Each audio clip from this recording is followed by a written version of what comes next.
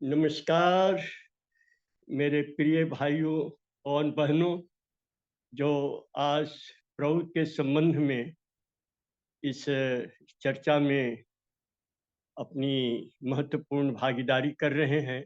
मैं उन सबों का स्वागत करता हूं, हार्दिक अभिनंदन करता हूं। और मैं चाहूँगा कि प्रभु को आप लोग अंतर्मन से, भीतर से समझने की चेष्टा करें, और कोई भी प्रश्न या संदेह हो तो अवश्य मेरे पास उसको प्रेषित करें, भेजें, ताकि मैं उनका निराकरण भी कर सकूं। तो प्रौत को जानने के पहले इसके कुछ पृष्ठभूमि को समझना जरूरी है। वो भी प्राउटिस्टिक थॉट पर ही आधारित है, लेकिन उसको बताने से इसकी इसकी उपयोगिता का आप समझ सकेंगे, क्योंकि किसी चीज की उपयोगिता में ही उसकी सार्थकता भी निहित रहती है। तो प्रौत क्यों हम लोगों के लिए आवश्यक है, इसकी क्या उपयोगिता है, इसके लिए थोड़ा सा मैं आपको बैकग्राउंड की तरफ ले चलूंगा। वो ये है कि अ, हम दुनिया में क्या चाहते हैं। सभी सुख चाहते हैं, और गहराई में जाएं तो सुख से भी ज्यादा लोग शांति चाहते हैं। क्योंकि आप देखेंगे जीवन में एक आदमी बहुत सुखी है, खाने पीने, रहने और हर तरह की सभी सांसारिक सुख सुविधाएं हैं, और उसको खबर मिली कि उसका बेटा बहुत बीमार है और वहां से 1000 किलोमीटर दूर दूसरे शहर में है। तो तुरंत वो फ्लाइट का टिकट लेके फ्लाइट में बैठ गया। अब फ्लाइट में जा रहा है, जो कितनों का सपना होता है फ्लाइट में जाना। आराम से बैठा हुआ है, 2 घंटे में पहुंच भी जाएगा वो। किंतु उसका मन इतना बेचैन है कि ये सारे सुख उसके लिए बिल्कुल शून्य के बराबर हैं। अगर उसको एयर होस्टेस कुछ नाश्ता देती है, पानी देती है, तो उसको बिल्कुल ही पसंद नहीं आएगा। वो अपने बीमार पुत्र के संबंध में ही वो चिंतित इतना है कि कोई भी सुख उसके मन को प्रसन्न नहीं कर सकता है। तो इसीलिए शांति सुख से ज्यादा महत्वपूर्ण है। लेकिन मनुष्य का जीवन सुखमय भी होना चाहिए, शांतिमय भी होना चाहिए। तो इसमें क्यों बाधाएं आती हैं? बाधाएं इसलिए आती हैं कि प्रौत का विचार इस संबंध में यही है कि किसी चीज का एक एग्जिस्टेंशियल वैल्यू होता है, अस्तित्वगत उसका मूल्य होता है, और साथ साथ उसका उपयोगितागत मूल्य भी होता है। जैसे किसी बीज को डाला गया तो पनपा, आगे बढ़ा, लेकिन उसको खाद पानी नहीं मिला तो कुम्हला गया, खत्म हो गया। तो जन्म तो हुआ उसका, अस्तित्व रहा कुछ देर तक, लेकिन उपयोगी नहीं हो सका, क्योंकि उसका विकास नहीं हो सका। तो इसीलिए पहली आवश्यकता लेकिन कि स्वस्थ बलिष्ठ अस्तित्व का होना है, ये बहुत आवश्यक है। जब अस्तित्व ही नहीं है तो उपयोग क्या होगा उसका? तो अस्तित्व के लिए यह मैं दावे के साथ कह सकता हूं कि विश्व का कोई भी संविधान मनुष्य के अस्तित्व की गारंटी नहीं देता है। कोई भी शासन व्यवस्था, अर्थव्यवस्था, सामाजिक व्यवस्था अभी वर्तमान समाज में, वर्तमान युग में अस्तित्व की गारंटी, राइट टू एग्जिस्ट, एक नहीं ग्रांट करता है। अमेरिका ऐसे देश में जो विश्व का सबसे समृद्धिशाली देश माना जाता है, वहां भी एक गरीबी रेखा है कि $2, कुछ समय पहले जो सर्वे हुआ था उसमें कहा गया था कि $2 एक पॉवर्टी लाइन है। $2 से ज्यादा है तो पॉवर्टी लाइन के ऊपर है, और $2 से कम है तो पॉवर्टी लाइन के नीचे है। और भारतवर्ष में है 32 रुपया, कि 32 रुपया अगर खर्च करने की सामर्थ्य है किसी में, तो वो फिर पुअर नहीं माना जाता है। उसके ऊपर जाने पर वो पॉवर्टी लाइन के ऊपर हो गया, और नीचे है तो पॉवर्टी लाइन के नीचे हो गया। अब आप समझ सकते हैं 32 रुपया आदमी कितना खाएगा, क्या पहनेगा, कैसे रहेगा। लेकिन यह एक तरह से गरीबी का मजाक है। लेकिन ये गरीबी यही नहीं है। अमेरिका ऐसे देश में, न्यूजीलैंड, जर्मनी, जापान, जहां भी जाइए वहां पर एक गरीबी रेखा है। ऐसा नहीं है कि सभी लोग सुखी हैं, सभी लोगों को हर तरह के सुख की सुविधा प्राप्त है। क्योंकि ये सुख भी भौतिक स्तर पर भी है, मानसिक स्तर पर भी है, आध्यात्मिक स्तर पर भी है।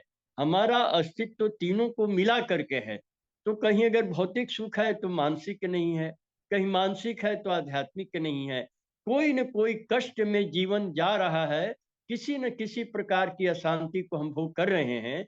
इसीलिए सबसे पहले तो आवश्यक है अस्तित्व की रक्षा। बच्चा गर्भ में है तो माँ को अच्छा खाना पीना मिलना चाहिए, जिससे कि जो उसका अभी गर्भस्थ शिशु है वो स्वस्थ रहे। जब उसका जन्म हुआ तो उसको भी उसकी आवश्यकताओं की पूर्ति की जाए, जिससे कि उसका अस्तित्व सुरक्षित हो। और अस्तित्व की सुरक्षा देने के पीछे सबसे बड़ा तर्क यही है कि जिन्होंने यह दुनिया बनाई है, इस सृष्टि का जिन्होंने निर्माण किया है, श्रृंगार किया है, उन्होंने सबको अस्तित्व की गारंटी की है।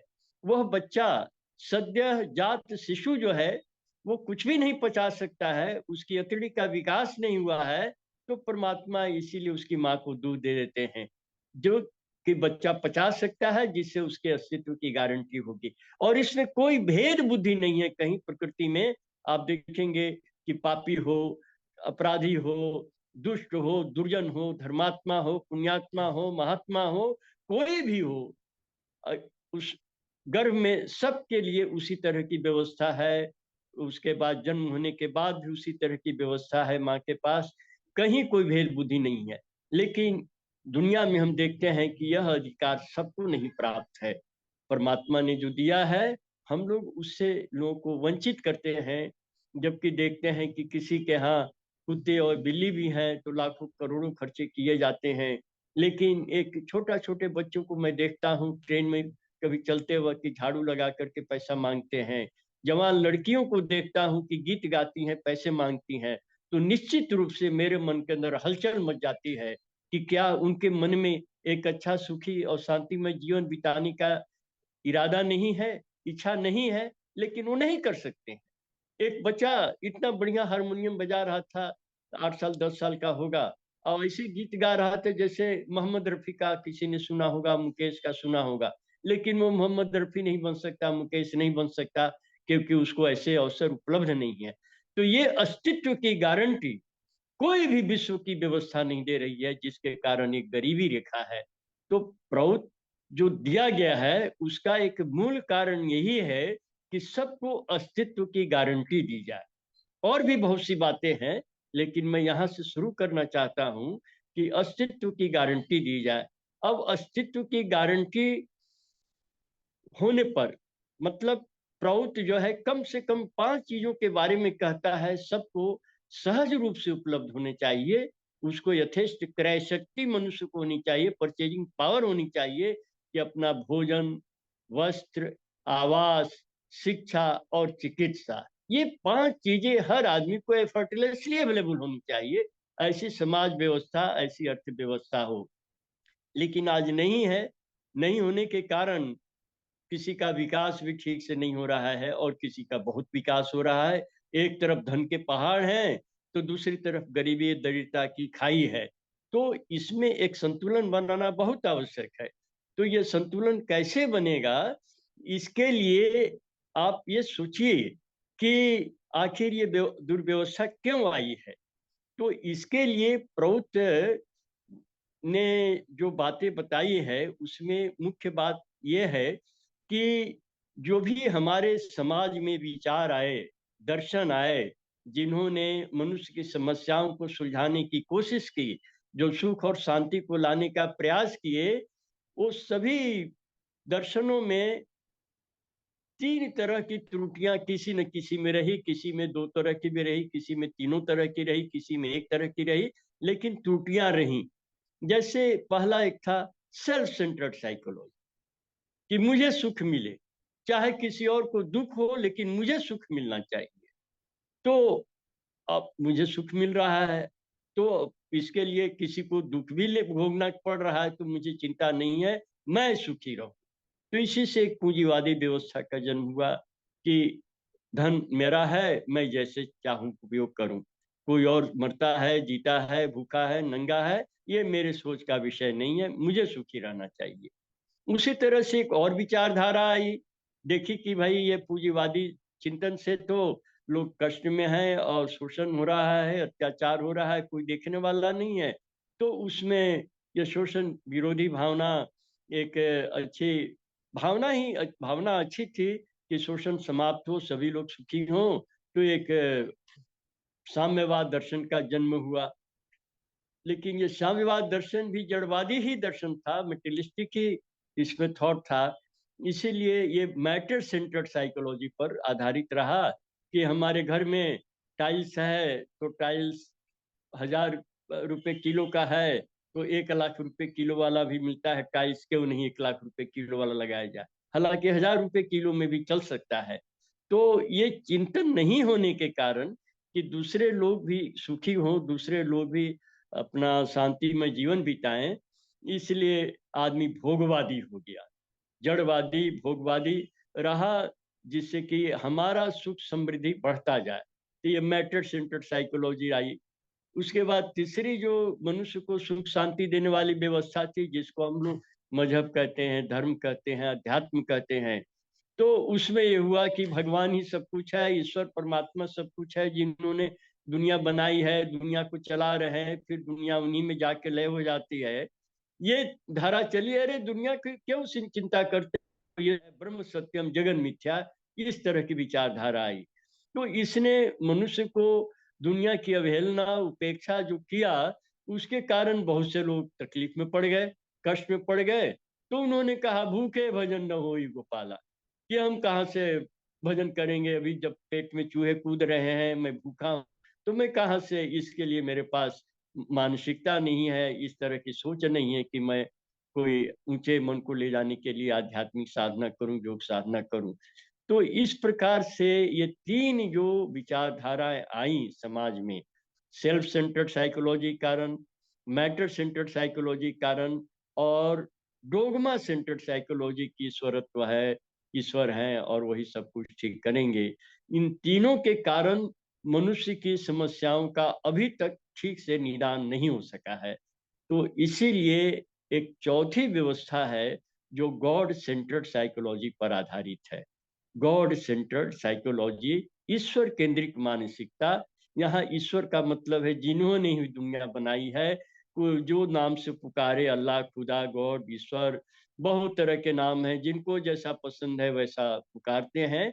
मुख्य बात यह है कि उन्होंने बनाया है, आपसे आप कोई चीज बनी नहीं है। और वैज्ञानिक और टेक्नीशियन, टेक्नोलॉजिस्ट वो केवल उस विधान को जानने की कोशिश करते हैं जो उन्होंने बनाया है, और जान करके उसका उपयोग अपने कल्याण के लिए करते हैं।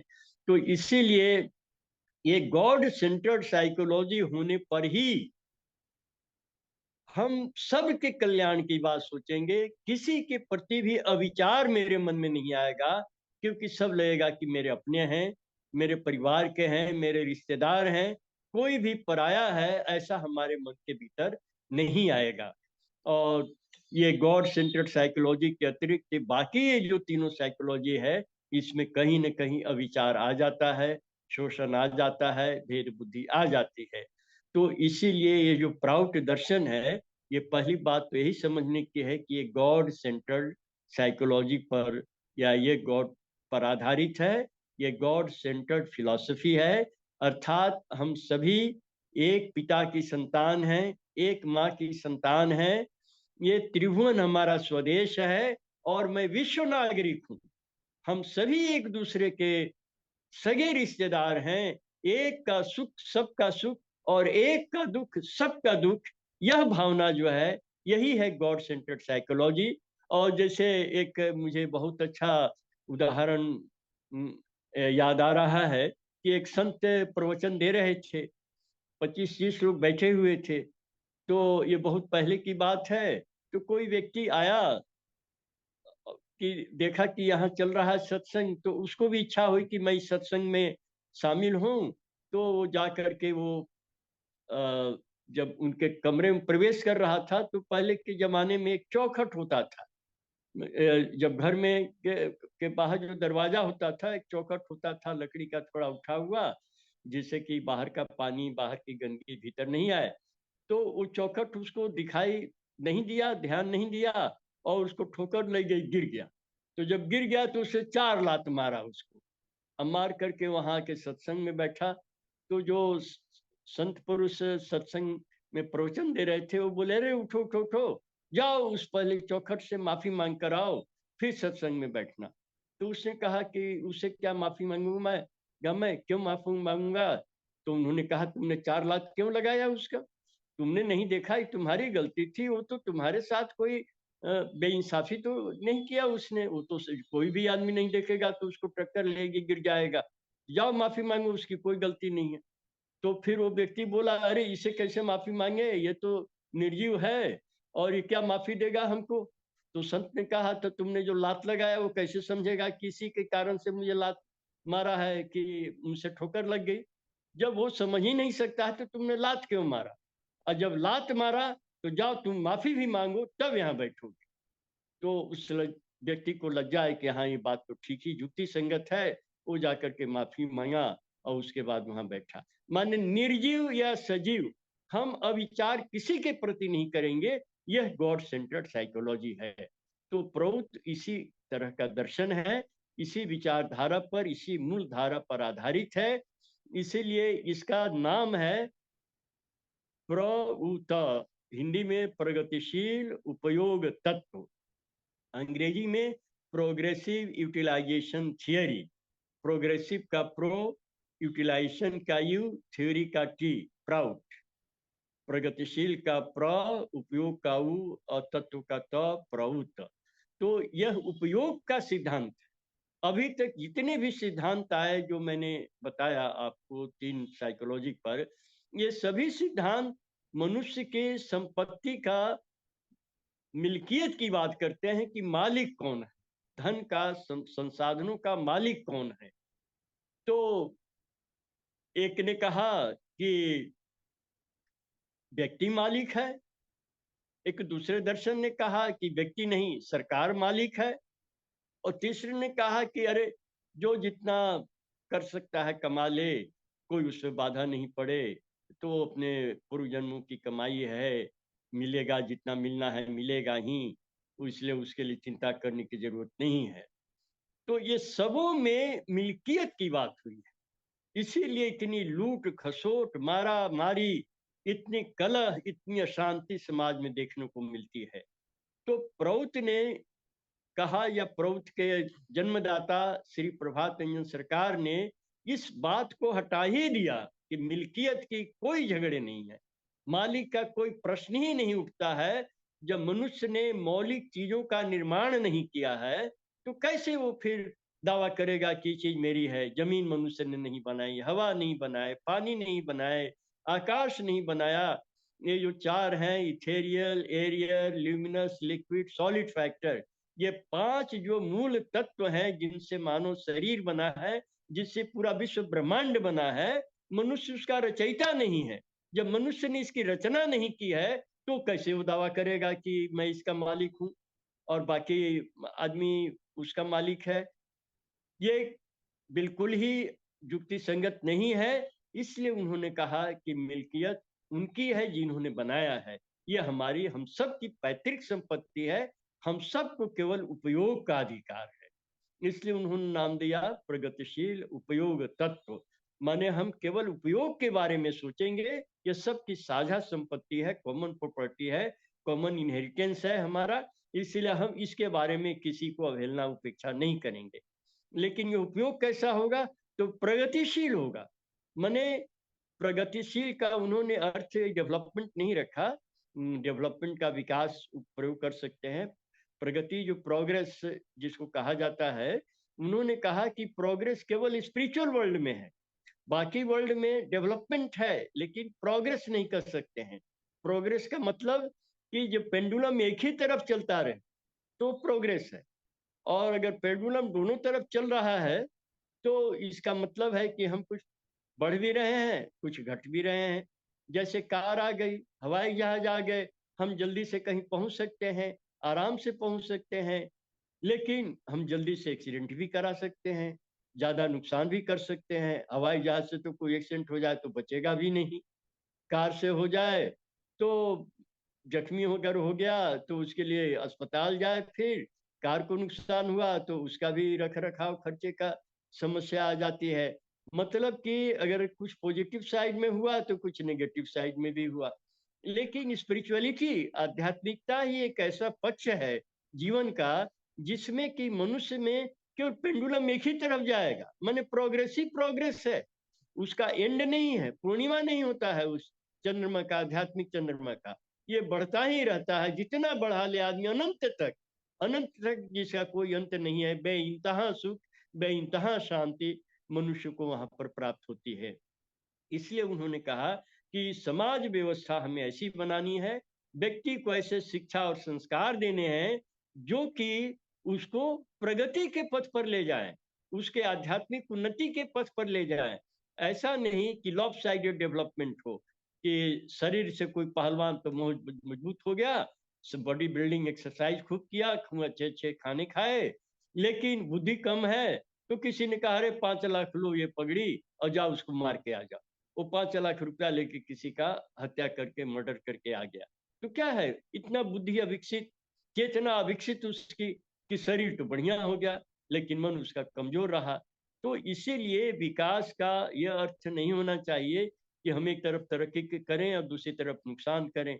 हमने बहुत तरक्की की लेकिन पर्यावरण प्रदूषण हो गया, वायु प्रदूषण हो गया, जल प्रदूषण हो गया। तो इसीलिए हम प्रगति को देख करके, लक्ष्य को देख करके कि हमें पहुंचना कहाँ है, हम अपने विकास का मॉडल बनाएंगे। केवल शारीरिक सुख ही सुख नहीं है, शरीर स्वस्थ रहते हुए भी मन प्रसन्न नहीं रह सकता है, मन प्रसन्न रहते हुए भी आत्मा की ऊर्ध्वगति नहीं हो सकती है। इसीलिए एक प्रमा होना चाहिए, इक्विलिब्रियम और इक्विपाइज होना चाहिए, जिससे कि हमारा शरीर, मन और आत्मा तीनों की तरक्की हो। इसीलिए इसका नाम दिया गया है प्रगतिशील उपयोग तत्व, प्रोग्रेसिव यूटिलाइजेशन थ्योरी। इस पर हम लोग निरंतर कुछ न कुछ चर्चा करेंगे। आज मैं यहीं पर इसको समाप्त करता हूँ। आप सबका हार्दिक अभिनंदन करते हुए मैं उम्मीद करूंगा कि आप लोगों के मन में कोई भी शंका जिज्ञासा हो तो अवश्य पूछें। नमस्कार।